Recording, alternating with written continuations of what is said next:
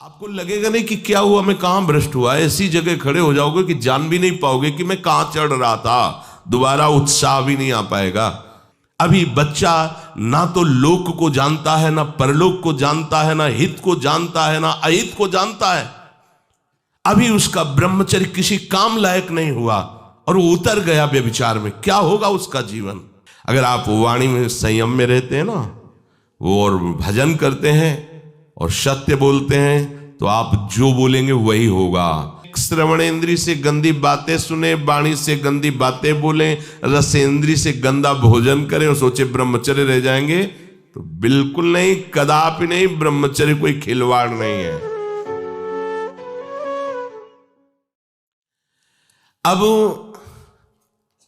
जो इस मार्ग पर, अध्यात्म मार्ग पर, आनंद मार्ग पर चलना चाहते हैं, तो उनको एक इंद्रिय के संयम के लिए पांचों इंद्रियों पर संयम करना होगा, ज्ञान इंद्रियों पर।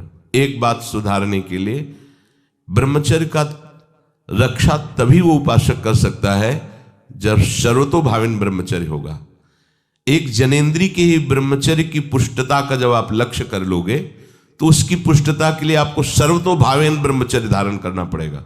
सर्वतोभावेन नेत्र का ब्रह्मचर्य, जो नेत्र किसी को भी देखकर भोग कामना कर लेते हैं, भोग बुद्धि से देखते हैं वस्तु को, व्यक्ति को, किसी को भी, ये नेत्र से व्यभिचार हो रहा है। इसीलिए सावधान रहना चाहिए।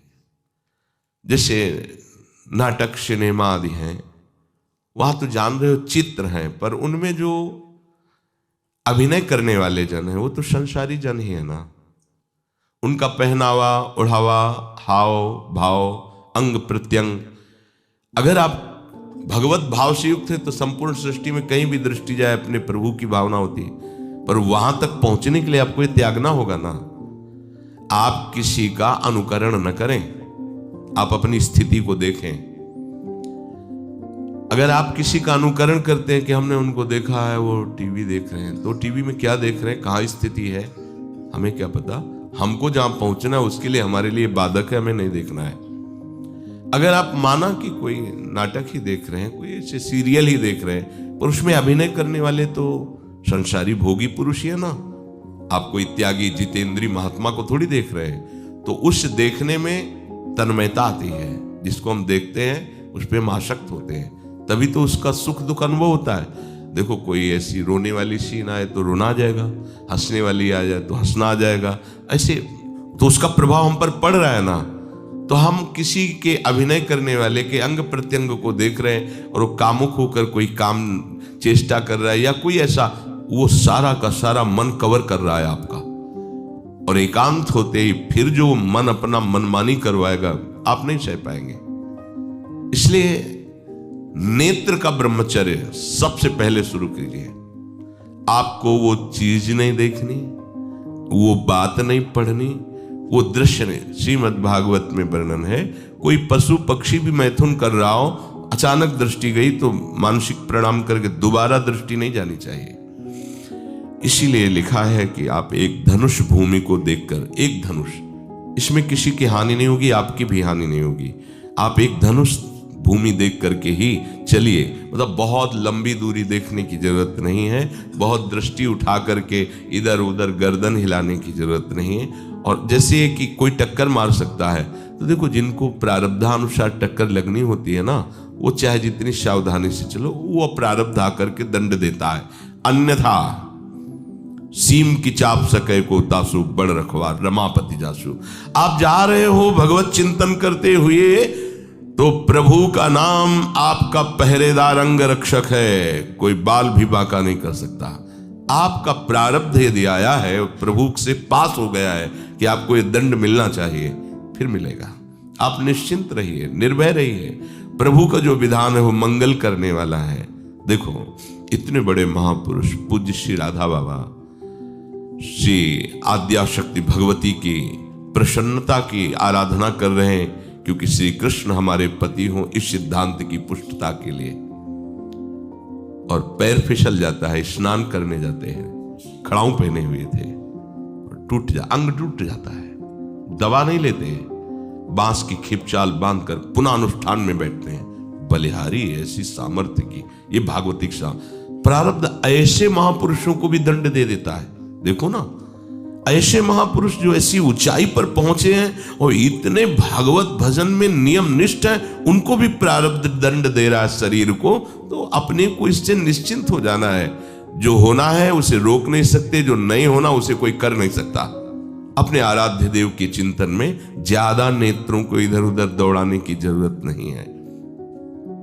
नेत्र का ब्रह्मचर्य, फिर वाणी का ब्रह्मचर्य, बहुत बड़ा प्रभाव पड़ता है इससे। यदि आप जवान से अश्लील बातें, गंदी बातें, कामुक बातें करेंगे तो आप ब्रह्मचर्य रह ही नहीं सकते। अगर आप वाणी से परस्पर शरीर आकर्षण वाली बातें करेंगे, बट उसको देखा तुमने क्या, बस आप गए। चाहे वो स्त्री शरीरधारी साधक हो या पुरुष शरीरधारी, परस्पर आकर्षण संबंधी यदि वाणी खुली आपकी, तो वाणी के व्यभिचार से आपका जनेंद्री का व्यभिचार प्रारंभ हो जाएगा। आप रोक नहीं सकते, नहीं रोक सकते।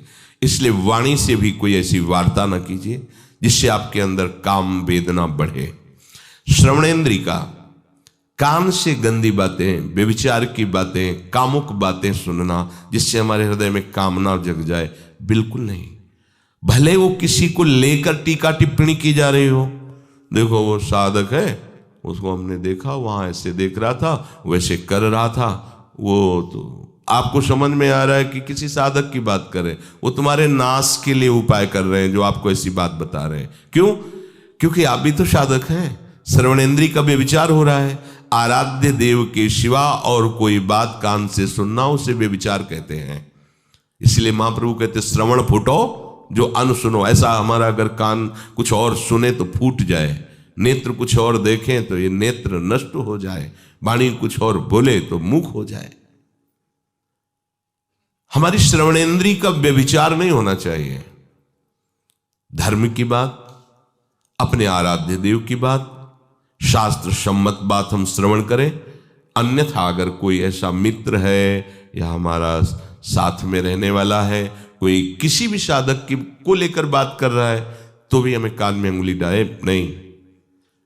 हम कोई ईश्वर थोड़ी कि हम किसी को संभाल लेंगे, हम अपने को नहीं संभाल पा रहे। हमारे सामने किसी की बात मत करो, ऐसी करना है तो प्रभु की चर्चा करो, अन्यथा मत करो। तो अगर आप श्रवणेंद्री का ब्रह्मचर्य, वाकेंद्री का ब्रह्मचर्य, नेत्रेंद्री का ब्रह्मचर्य और त्वगेंद्री का ब्रह्मचर्य, अनावश्यक किसी को स्पर्श मत करो। परस्पर विरोधी शरीर को तो भूल कर मत करो। विरोधी शरीर जिससे हमारा पुरुष शरीर है, सामने स्त्री शरीर है, तो किसी भी तरह से सेवा के लिए संकेत करना या किसी भी सेवा के लेन देन में बचाव पक्ष में रहो। यहां रख दीजिए सामान, फिर आप उठा लीजिए। सीधे हाथ में सामान लेना नहीं, सीधे हाथ में सामान देना नहीं, जमीन में रख दीजिए। बहुत पवित्र है तो आप कुर्सी पे जो भी आसन उसका हाथ में लेने का नहीं। परस्पर विरोधी भाव वाले शरीरों का स्पर्श बिल्कुल निषेध है, किसी भी कारण से न किया जाए। मान लीजिएगा ये बहुत मतलब आवश्यक है, यदि आप इसमें चूक कर गए तो धीरे धीरे आप फिसल के वहीं खड़े हो जाएंगे जहां से चढ़ना मुश्किल है। किसी भी साधिका को, किसी भी साधक को परस्पर लेन देन हाथ में नहीं करना चाहिए। मानो हमारी बात, आपको माला देनी, चौकी पे विराजमान करो, हम उठा लेंगे। हमें कोई सामग्री, ये सामान रखिए, आप उठा लीजिएगा। कभी भी कोई भी परस्पर मुस्कुराहट, बातचीत, ऐसे कोई इशारे यदि दिखाई दे तो आप बचो और उसको बचाओ। साधक है, साधिका है, उससे गलती हो सकती है, आपसे भी गलती हो सकती है। आप सत्संग सुनते हैं, आपको लगा कि इसकी मुस्कुराहट, इसकी कुछ चेष्टा ऐसी दिखाई दे रही है जो हमारे अंदर कामुकता पैदा कर सकती है, उसको भी बचाओ और स्वयं बचो, तो भगवान आप पर प्रसन्न हो जाएंगे। वो देख रहे हैं अंदर की बात। साधक को बहुत सावधान रहने की आवश्यकता। ये इसको खिलवाड़ मत समझो, इसीलिए कह रहे हैं ये अध्यात्म है, ये परमार्थ है। आपको लगेगा नहीं कि क्या हुआ, मैं कहां भ्रष्ट हुआ, ऐसी जगह खड़े हो जाओगे कि जान भी नहीं पाओगे कि मैं कहां चढ़ रहा था, दोबारा उत्साह भी नहीं आ पाएगा। बात अच्छे से समझ लीजिए। तो हमारी त्वगेंद्री का व्यभिचार ना होने पावे, सहसा किसी का इस पर, किसी की भी अगर सेवा करने का सौभाग्य मिले, फिर उसमें ये प्रश्न नहीं उठता। अगर कोई गिर आप पड़ा है भला ऐसी स्थिति में कि मुझे अत्यंत आवश्यक है उसे उठाना, अगर नहीं उठाते तो वो कष्ट पा रहा, अचानक कोई गिर जाए, फिर हम ये नहीं देखेंगे, फिर ये हम सूत्र नहीं स्वीकार करेंगे कि अब हम तो ब्रह्मचारी हैं, अब हम खड़े खड़े देख, नहीं, उसको अत्यंत आवश्यकता है हमारी। अब उस समय हम भूल गए अपने आप को और उसको उठा करके अगर हमें अस्पताल ले जाना, अस्पताल ले जाएंगे, जरूरत है हम उसकी सेवा करेंगे। सावधान, वो भगवत भाव से की हुई सेवा तुम्हारे अंदर आध्यात्मिक शक्ति पैदा करेगी, काम भावना नहीं पैदा करेगी। हमारी माँ बीमार हो और हमें उसे पता चला कि शौच कर दिया है, हमें शौचाना पड़े, हमें उसका मल धोना पड़े, तो क्या हमें काम जागृत हो जाएगा? क्या मेरी माँ है, हमारी बुद्धि कभी ऐसी नहीं होगी। आपका पिता है, आप लड़की हो, कोई दूसरा रह नहीं गया और वो बीमार है, आपको ऐसी क्या काम जागृत हो जाएगा? क्या अगर ऐसी सेवा में काम जागृत होता तो कोई नर्स ही अस्पताल में नहीं होती। हर सेवा उसको करनी होती है, नर्स को, चाहे वो स्त्री शरीर हो चाहे पुरुष शरीर हो, परस्पर विरोधी शरीरों की सेवा, पर कहीं काम थोड़ी जागृत होता है, क्योंकि उसको अपने सेवा धर्म से मतलब है। तो ये सेवा के समय इस सूत्र को न देखा जाए, पर ध्यान रखें, अत्यंत आवश्यक जहां आपके सिवा नहीं हो सकता वहां अगर हमें ऐसा अवसर मिलता है कि सेवा उसे हो सकती है तो हम पहले उसे प्रेरित करेंगे। और अगर ऐसा है कि अब कोई नहीं है, फिर हमारा परम धर्म जागृत हो जाता है परहित का। अगर हमारा कोई निंदा भी करे, कोई शरीर की भी हानि हो जाए, अब हम परवाह नहीं करते। परहित सरिस धर्म नहीं भाई, इससे बड़ा कोई धर्म नहीं है। पर ध्यान रखें, भगवान को साक्षी करके ये उस समय की बात है जहां बिल्कुल कोई अब गुंजाइश नहीं रह गई है। त्वगेंद्री को ऐसे सहसा किसी आप पुरुष शरीरधारी पुरुष को भी सहसा इससे आप में शक्ति जागृत होगी। यदि आप वाणी को मौन रखते हैं और भगवान नाम जप करते हैं और सत्य बोलते हैं, तो आप जब कभी जो कुछ भी बोलेंगे वैसा ही सत्य होगा। गांधारी जी ने कोई तप नहीं किया था, जब सुना कि मेरा ब्याह धृतराष्ट्र से हो रहा है जो बाह्य नेत्र रहित हैं, उसी समय पट्टी बांध ली कि जब मेरा पति संसार को नहीं देख सकता तो मैं भी संसार को नहीं देखूं, जब मेरा पति मेरे रूप को नहीं देख सकता तो मैं भी किसी के रूप को नहीं देख, पट्टी बांध ली थी। जब महाभारत का युद्ध चल रहा था, बड़े बड़े वीरों को मार गिराया जा रहा था, गांधारी ने दुर्योधन से कहा, सुन, मुझे पता है कि भीम की गदा को तो झेल नहीं पाएगा, क्योंकि सबसे बड़ी बात भगवान का वरद हस्त उनके ऊपर है। दूसरी बात, वो पवन पुत्र है, वो जब अपने आवेश में आ जाएगा तो तेरी सामर्थ्य नहीं कि उसकी गदा के प्रहार को तू सह सके। पर मैं तुझे शक्ति प्रदान करूंगी। मैं एक पतिव्रता हूं, आज तक कभी पति का वरण करने के बाद कुछ देखा नहीं है। मैं अपने नेत्रों की पट्टी खोलूंगी, तू नग्न होकर मेरे सामने आ जाना। मेरी दृष्टि पड़ते ही वज्र का शरीर तेरा हो जाएगा, किसी के सामर्थ्य नहीं कि तेरे उस अंगों को तोड़ सके। भगवान सब कुछ जानने वाले हैं। भगवान भक्त पक्षपाती होते, भगवान का स्वभाव भक्त का पक्षपात लेना होता है। वो अपने महल से कॉरिडोर से जा रहा था गांधारी जी के पास, भगवान आ गए चट से, तो तुरंत उसने हाथ ऐसे लगा लिया, मुझे शर्म आनी चाहिए यार, तो हस्तिनापुर के सम्राट पद पर अभिषिक्त होने के लिए तैयारी कर रहा है, नंगे घूम रहा है गली में। उसने कहा, गली में नहीं, माँ के सामने जा रहा है। अरे कोई बच्चा है, ऐसे जाया जाता है माँ के सामने? उसने कहा, माँ ने कहा है कि हम पट्टी खोलकर तुम्हें देख लेंगे तो तुम्हारा शरीर वज्र का। चलो माना, माँ की आज्ञा का पालन करो, थोड़ा इन अंगों को तो ढक लो, तुम तो बड़े हो, कोई बच्चे थोड़ी माँ के सामने ऐसे चले जाओगे, ढकना चाहिए तुम्हें। वापस कर दिया। वो यहाँ ऐसे पत्तों से ढका, वस्त्र नहीं पहना, माँ की आज्ञा ऐसे पत्ते से ऐसे कमर से ऐसे ढक लिया, पीछे आगे ऐसे। गांधारी जी ने पट्टी खोली और जे ही देखा पूरा शरीर वज्र का हो। तो ये क्या किया तूने, कमर में क्यों बांध लिया?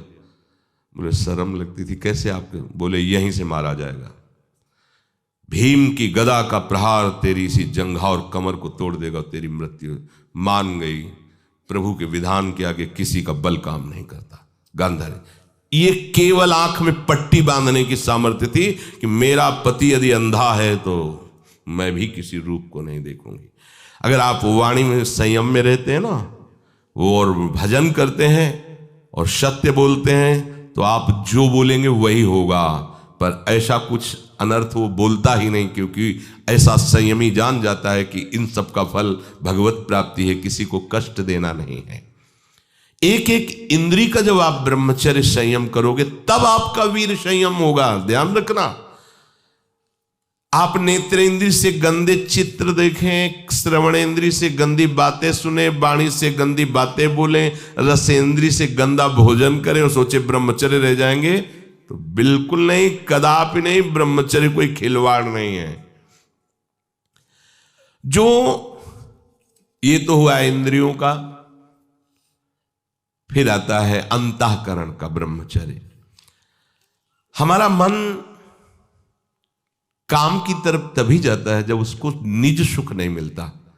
ध्यान रखना, सृष्टि में जितने भी दुर्गुण दुराचार होते हैं उनमें दो प्रधान होते हैं, एक काम भोग और एक धन, और सब छोटी मोटी बातें हैं। प्रायः जितने भी हिंसा होंगी, जितनी भी भयानक घटनाएं होंगी, भयानक युद्ध होगा, उन दो में अंतर्गत ही होगा, दो के अंतर्गत ही होगा। या उसका कहीं ना कहीं काम से संबंध, स्त्री संबंध से या धन संबंध से है। चाहे जो भी घटना हो उसको देख लेना, प्रधानता दो में ही होगा, कंचन और कामिनी। कीर्ति में कीर्तिवान तो कोई कोई बिरले ही होते हैं, तो वो तो बहुत आगे की बातें हैं। पर प्रायः जितने भी युद्ध हैं, जितनी भी हिंसा है, जितना भी भयानक कुकृत्य है, इन दो में ही होता है।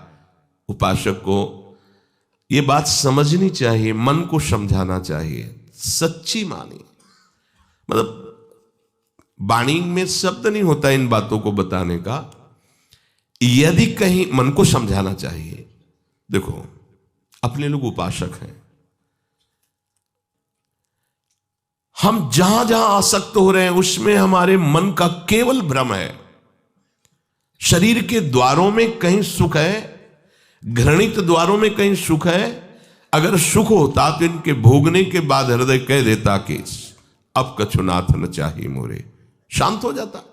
फिर ऐसा क्यों होता है कि उसको एक जगह तृप्ति नहीं होती, क्योंकि वहां सुख है नहीं। फिर सोचता है शायद उसमें हो, उसमें हो, उसमें हो। पूरे के पूरे युग के युग व्यतीत हो गए, कल्प के कल्प व्यतीत हो गए भोगते हुए, क्या सुख मिला? क्या स्त्री शरीर सोचता है पुरुष शरीर में सुख है, पुरुष शरीर सोचता है स्त्री शरीर में सुख है, या आदि आदि। अगर सुख होता तो पूरे ब्रह्मांड में पशु पक्षी कीड़ा मकोड़ा सब मैथुन धर्म से युक्त हैं, ये सब सुखी हो जाते हैं ना। जो जितना भोगा सकते उतना ही दुखी, देख लो, अशांत, क्लिष्ट, परेशान और पापाचरण युक्त। ये क्या है? मन को समझाइए। वैरागी भगवत मार्ग का पथिक मन के द्वारा ऑपरेशन करता है हर वस्तु का। ये सब, इसको ऐसा ना समझे कि बड़ी गुप्त बातें हैं। गुप्त बातें हैं प्रिया प्रीतम के दिव्य चिदानंदमय रहस्य की, ये गुप्त बातें नहीं, इनको समझो खोल करके। यदि आप किसी भी तरह से हस्तमैथुन आदि के द्वारा, गंदे दृश्य देख करके, गंदी क्रियाओं के द्वारा आप अपना नाश करते रहेंगे, तो ना आप इस लोक में सुखी रहेंगे ना परलोक में। मान लीजिएगा, ये बातें ना तो कही जाती हैं और ना सुनी जाती हैं और ना समझी जाती हैं। इसीलिए हमारा बहुत ही आगे की पीढ़ी जो सनातन धर्मावलंबी, जो भागवत, हर देश से महान भारत देश को क्यों कहा गया? ऐसा भी है कि अन्य देश स्वीकार किया जाता है कि वो हमसे धनी है, स्वीकार किया जाता है कि वैज्ञानिक तत्वों में भी वो हमसे आगे हैं, पर भारत को महान धर्मशाली देश कहा गया है। कोई भी किसी भी देश का धर्मगुरु हो हमारे देश में आएगा और हमारी ऋषियों के सूत्रों से ही अपने धर्म को पुष्ट करेगा। सांप का मूल जड़ भारत धर्म का है। कहीं भी हो, कहीं भी देख लो, चाहे जिस देश का नाम लो, कहीं ना कहीं किसी भारत के ब्रह्म ऋषि की छाप लेकर के डोल रहा है। भारत भोग प्रधान देश नहीं है, भारत धर्म प्रधान देश है। यहाँ धर्म गुरुओं के द्वारा धर्म स्थापना करके चलाया जाता है। यहाँ आज जो हम समझ रहे हैं कि बाहरी परिपाटी हमारे भारत में आ जाए तो भारत आधुनिक और सर्वश्रेष्ठ देश माना जाएगा, कभी नहीं।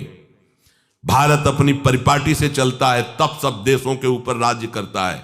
किसी भी देश में न पतिव्रता मिलेगी न यति मिलेगा, ब्रह्मचर्य का कहीं नामो निशान नहीं मिलेगा। ये भारत देश में ही मिलेगा। यहाँ ब्रह्मचारी मिलेंगे, यहाँ सती मिलेंगे, यहाँ प्राणपण से धर्म का पालन करने वाले मिलेंगे। अब हमारे जो नई पीढ़ी है वो आधुनिकता को स्वीकार कर रही। गर्लफ्रेंड बॉयफ्रेंड कौन सा रिलेशन है, लिव इन रिलेशन, ये हमारे कहीं किसी भी धर्म ग्रंथ में लिखा हो तो आप बता दीजिए। बाल्यावस्था से आज तक जितने भी धर्म ग्रंथों का स्वाध्याय हुआ कहीं भी लिखा हो तो ये बोलो सर्वनाश का स्वरूप है कि नहीं है। अभी बच्चा ना तो लोक को जानता है, ना परलोक को जानता है, ना हित को जानता है, ना अहित को जानता है। अभी उसका ब्रह्मचर्य किसी काम लायक नहीं हुआ और वो उतर गया व्यभिचार में। क्या होगा उसका जीवन, क्या होगा जीवन, चाहे वो स्त्री स्वरूप में चाहे पुरुष स्वरूप में हो। क्या बिना संयम के ये पशुता के व्यवहार से किसी की ना लौकिक उन्नति होती है ना परमार्थिक उन्नति होती है। पर कौन सुनेगा, यही कहा जाएगा पुराने जमाने के शास्त्रों को केवल वर्णन कर रहे हैं, ये क्या जाने आधुनिक जमाने को। तो आधुनिक जमाने की दशा क्या हो रही है, आंख खोल करके देखो। कोई बात नहीं, दोस्त बनाना कोई बुरी बात नहीं, इस बात को हम मानते हैं। स्त्री शरीरधारी पुरुष शरीर को मित्र बना सकता है, कोई दोष नहीं। पुरुष शरीरधारी स्त्री को मित्र बना सकता है, कोई दोष नहीं। लेकिन मित्र का क्या कर्तव्य होता है, कुपंथ निवार सुपंथ चलावा, कुमार्ग से हटा करके सुपंथ में चलाना, उसकी समस्याओं को दूर करके उसको आनंद में से युक्त करना, उसको सहयोग करना, ना कि शोषण करना। दोस्ती कहते हैं उसके दुखों को मिटा करके उसको शांति और सुख के मार्ग में ले जाना। इसीलिए ये जो आधुनिकता बढ़ रही है, ये जो खान पान गलत हो रहा है, ये जो दर्शन गलत हो रहा है, तो इस जमाने में ब्रह्मचर्य ये केवल शब्द ही लिखा मिलेगा, जीवन में नहीं मिलेगा। नए नए बच्चे व्यसन कर रहे हैं, नशा कर रहे हैं, गंदे आचरण कर रहे हैं। क्या होगा, कैसे आगे कोई समझेगा शास्त्र क्या है, धर्म क्या है, बल क्या है। आज नवयुवक 16 से 28 के बीच में कोई ऐसा नहीं दिखाई देता है जिसमें आध्यात्मिक थोड़ा भी बल हो, काम क्रोध आदि सहने की सामर्थ्य हो। अपने बूढ़े माता पिता को थप्पड़ मार रहे हैं, बूढ़े माता पिता को गाली दे रहे हैं, बूढ़े माता पिता जिन्होंने खवा पिला के इतना बड़ा, उन्हें अनाथालय भिजवाया जा रहा है, उनको छोड़ दिया जा रहा है। आप विदेश घूम रहे हैं, उनके खाने की व्यवस्था घर में नहीं। क्या है ये, आज आधुनिक विद्या का ये प्रभाव है। विद्या विनयम ददाति, जो अपने वयोवृद्धों की सेवा नहीं कर सकता वो क्या विद्या पढ़ा, जो दूसरों की रक्षा नहीं कर सकता क्या विद्या पढ़ा। क्या विद्या का यही स्वरूप है दूसरे का शोषण करना? क्या विद्या का यही स्वरूप है कि शराब पीना, ड्रग्स का ये नशा करना, ये क्या विद्या सिखाती है? वो कहा जाता है आज तो आधुनिक विद्या बढ़ रही। मुझे लगता है संयम में रहना ही विद्या का वास्तविक स्वरूप है। अपनी इंद्रियों को संयम में रखना, अपने को संयम में रखना, बुजुर्गों का, गुरुजनों का, शास्त्र का, भगवान का भय रखना हृदय में। ऐसा नहीं, आप तभी निर्भय हो पाओगे यदि शास्त्र का भय नहीं, भगवान का भय नहीं, धर्म का भय नहीं, तो फिर आप वहां पहुंच जाओगे जहां भय ही भय।